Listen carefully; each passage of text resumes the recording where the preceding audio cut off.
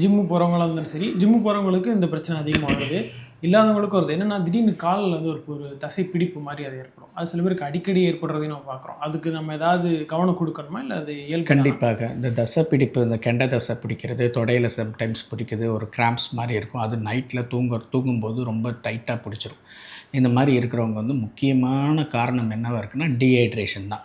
அவங்களுக்கு நீர் சத்து குறைபாடு இருக்கிறது தான் முக்கியமா. ஸோ, அதிகமாக அவங்க நீர் சத்து எடுத்துக்கணும். ஏன்னா, அவங்களுக்கு தெரியாமயே அவங்க பாடியிலேருந்து இன்சென்சிபிள் லாஸ்ன்னு சொல்லிட்டு நீர் சத்து குறையுது. ஸோ, அதுதான் முக்கியமான காரணம்.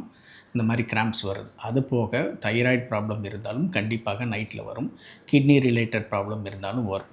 3வது சோடியம், உப்பு கம்மியா இருந்தாலும் நமக்கு அது வரும். பிபி டேப்லெட் எடுப்பாங்க நெறைய பேரு. பிபி நார்மலா தான் இருக்கும். ஆனா ரொம்ப கன்டினியூஸா அதே டேப்லெட் ஒரு 5 வருஷத்துக்கு அதே பிரிஸ்கிரிப்ஷன பார்த்து எடுத்துக்கிட்டு இருப்பாங்க.